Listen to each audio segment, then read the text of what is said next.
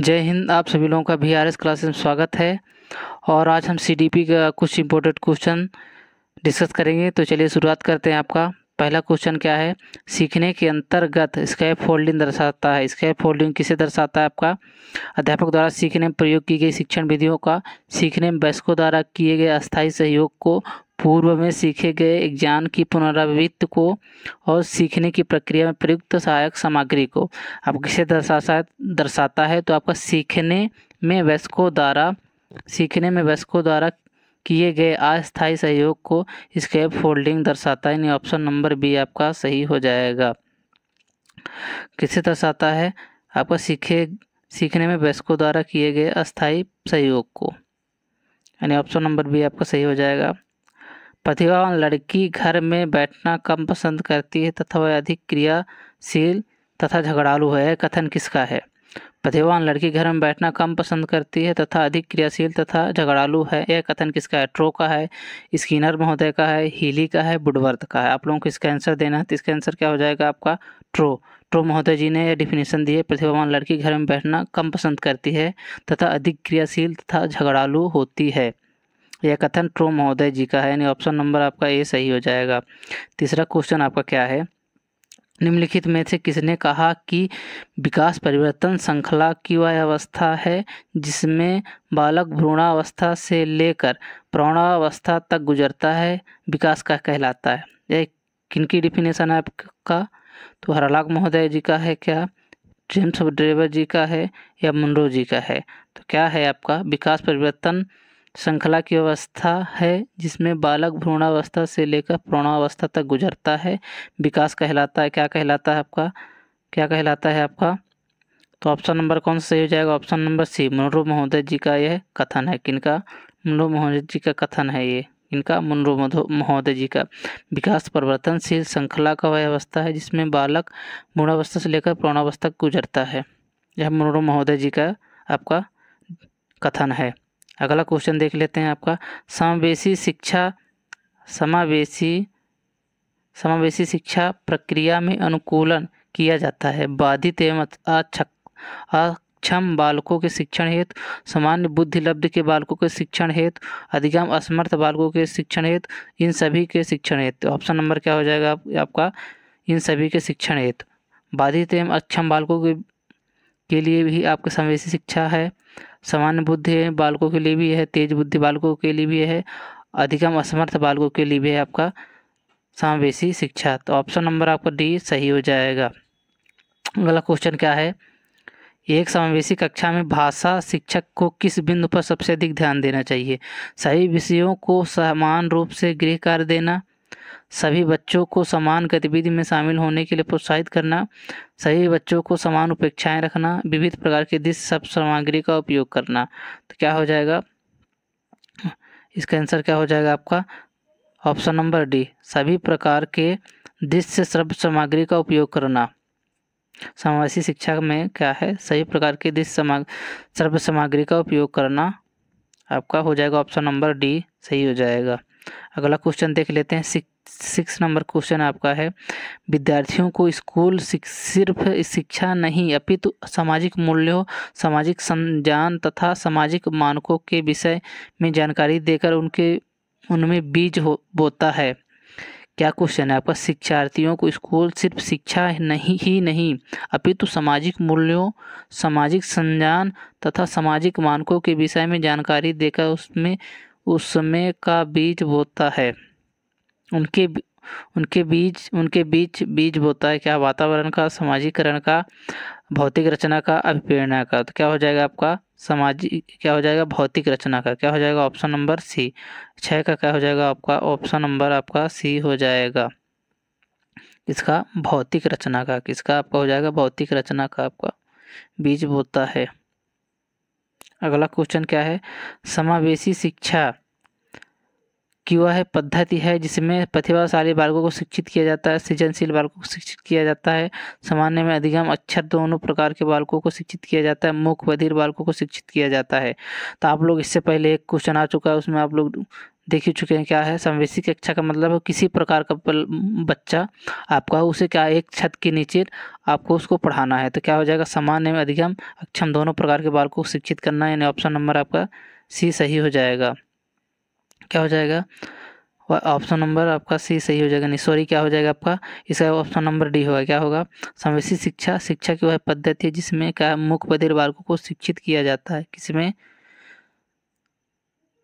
क्या हो जाएगा आपका, ऑप्शन नंबर टी हो जाएगा आपका, मुख बधिर बालकों को शिक्षित किया जाता है समावेशी शिक्षा की में।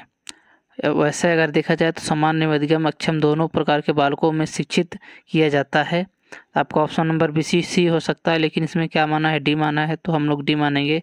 लेकिन अगर देखा जाए तो आपका सामान्य मध्यम दोनों प्रकार के बालकों में इसमें सभी प्रकार के बाल आ जाते हैं। प्रतिभाशील बाल आ जाते हैं, सृजनशील बालक आ जाते हैं, आपका मुख बधिर बालक आ जाते हैं, विकलांग बालक आ जाते हैं, सभी बालक क्या इसमें आ जाते हैं। तो इसका क्या आंसर माना, डी माना है, तो हम लोग भी डी लगाएंगे। चलिए देखते हैं अगला क्वेश्चन क्या है।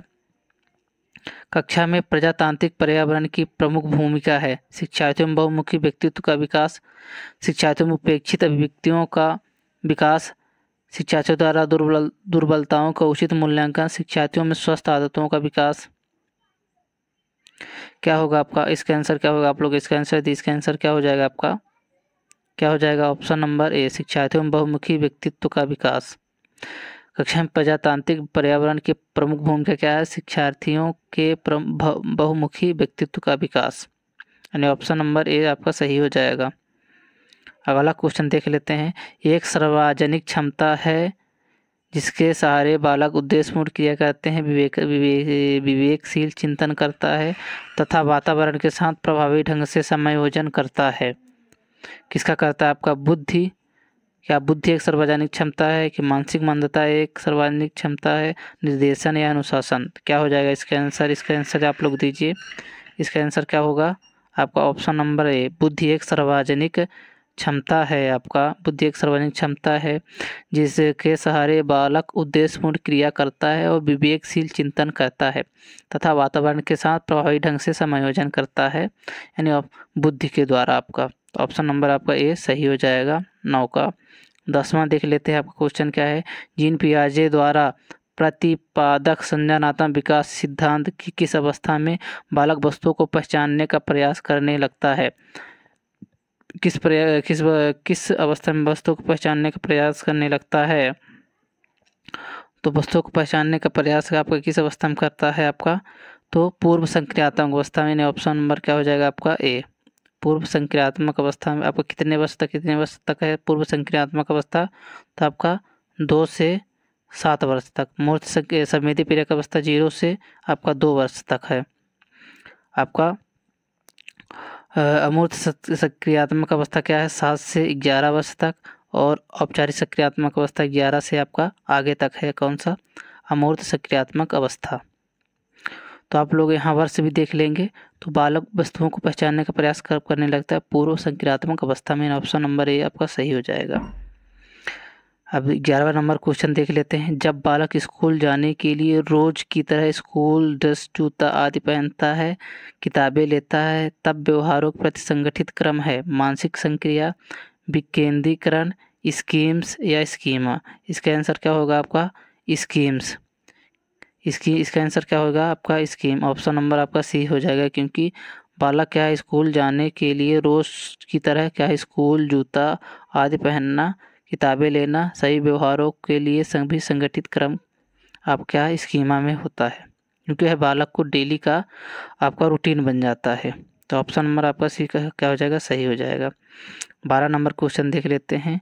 निम्नलिखित में से वह कथन जो शिक्षार्थियों में सृजनात्मकता का पोषण करता है, आपका क्या है, आपका प्रत्येक विद्यार्थियों के अंतर्जात प्रतिभाओं का पोषण करने एवं प्रश्न करने का अवसर उपलब्ध कराना, विद्यालयी जीवन के प्रारंभ से उपलब्ध के लक्ष्यों पर बल देना, अच्छे अंकों का विद्यार्थियों को कोचिंग कराना, आपको अच्छी शिक्षा से व्यवहारिक मूल्यों में विद्यार्थी का शिक्षण कराना। इसका आंसर क्या होगा, क्या ट्यूशन देना, तो आपका सही नहीं होगा। क्या होगा, ट्यूशन देना आपका सही नहीं होगा।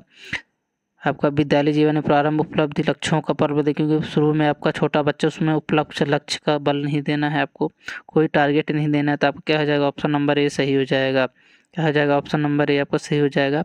प्रत्येक विद्यार्थी को अंतर्जात प्रतिभाओं का पोषण करने एवं प्रश्न करने का अवसर उपलब्ध कराना। भाषा अच्छे गुणों से संपन्न तथा सफल मानी जाती है। इसमें विचारों एवं धारणाओं के संजान की गुंजाइश हो, इसलिए मानी जाती है। आपका यह नए विचार एवं संभावनाएं उत्पन्न करने में सक्षम हो। यह बदलते वातावरण में किसी भी अनुकूलन को बढ़ाए। यह शब्दों को उच्चारण एवं वाक्यों में उपयोग करने के लिए एक नियमावली प्रदान करती है। इसका आंसर क्या होगा, भाषा अच्छे गुणों में संपन्न या सफल मानी जाती है। आप लोग इसका आंसर दीजिए। इसका आंसर क्या हो जाएगा, ए बी सी डी। क्या हो जाएगा आपका इसका आंसर, ऑप्शन नंबर बी सही हो जाएगा। क्या हो जाएगा, इसमें नए विचार एवं संभावना उत्पन्न करने में सक्षम है क्या, भाषा। भाषा नए विचार एवं भावनाएं उत्पन्न करने में आपका सक्षम है, ऑप्शन नंबर बी सही हो जाएगा। 14 नंबर क्वेश्चन देख लेते हैं। जब विद्यार्थी अपने विशेष परीक्षण एवं बुद्धि के फलस्वरूप किसी विशेष क्षेत्र में ज्ञान अर्जित करने का दावा करता है, तब वह इस दावे की जांच की जाती है। वस्तुनिष्ठ प्रश्नों द्वारा, निबंधात्मक प्रश्नों द्वारा, खुली किताब परीक्षा द्वारा या उपलब्ध परीक्षण द्वारा। क्वेश्चन क्या है, जब शिक्षार्थी अपने विशेष प्रशिक्षण एवं बुद्धि में के फलस्वरूप किसी विशेष क्षेत्र में ज्ञान अर्जित करने का दावा करता है, तो किसके द्वारा आपका उसकी जांच की जाती है, जांच करनी चाहिए। तो आपका क्या आंसर हो जाएगा, ऑप्शन नंबर ए उपलब्ध परीक्षण के द्वारा। क्योंकि जो आपके मतलब हर एक टीचर का अलग अलग पद्धति से क्या है पढ़ाना रहता है। हर टीचर अपना अलग अलग अभिव्यक्ति प्रदर्शित करता है। तो हर एक टीचर क्या है परीक्षण के लिए अलग अलग वो करता है अपना। तो क्या हो जाएगा, उपलब्ध, अगर उस विद्यालय में जैसा आपका परीक्षण उपलब्ध है उस हिसाब से आप करेंगे। तो यानी ऑप्शन नंबर आपका ए सही हो जाएगा। 15 नंबर क्वेश्चन देख लेते हैं। स्वकेंद्रन परीक्षा प्रणाली के विषय में आपका विचार है। इस व्यवस्था में शिक्षार्थी अधिक अनुशासित रह सकते हैं। इसमें शिक्षार्थियों को नई जगह जाकर समायोजन का कष्ट नहीं झेलना पड़ता। इसमें दूसरे परीक्षा केंद्रों पर शिक्षार्थी हताश होकर अक्सर अच्छा प्रदर्शन नहीं कर पाते, या इसमें शिक्षार्थियों को नकल की सुविधा हो जाती है। तो क्या है आपका आंसर, क्या हो जाएगा इसका, स्वकेंद्र परीक्षा प्रणाली के विषय में आपका विचार क्या है। और इसका आंसर क्या हो जाएगा आपका, इसका आंसर क्या हो जाएगा आपका, ऑप्शन नंबर बी। इसमें आपका इससे विद्यार्थियों को नई जगह जाकर समायोजन का कष्ट नहीं झेलना पड़ता। यह स्वकेंद्र का आपका वह प्रणाली, स्वकेंद्र परीक्षा प्रणाली कारण क्या दूसरी जगह में जाने में क्या है उनको क्या है सुविधा, वाहन की सुविधा है कि नहीं, और कितना दूर है आपका दूसरा केंद्र परीक्षा प्रणाली केंद्र। तो इसमें क्या है शिक्षार्थियों को नई जगह जाने में समायोजन से कष्ट नहीं झेलना पड़ता। और उन्होंने समायोजन नई जगह में क्या नई जगह में जाएंगे, नए टीचर रहेंगे तो उनको समायोजन करने में या उनसे घुलने मिलने में थोड़ा सा क्या हो जाता है, टाइम लगता है बच्चों को। तो क्या हो जाएगा, ऑप्शन नंबर बी आपका सही हो जाएगा। आपके यहाँ से क्वेश्चन कंप्लीट होते हैं। अगर आप लोगों को PDF चाहिए तो आप लोग को VRS क्लासेस टेलीग्राम में सर्च करना है। क्या सर्च करना है, VRS क्लासेस सीधी, और आप लोग टेलीग्राम में जुड़ जाइए, आप लोग को PDF मिल जाएगी। तो आप लोगों को बहुत बहुत धन्यवाद। अगर वीडियो अच्छा लगा हो तो लाइक सब्सक्राइब शेयर ज़रूर करिए।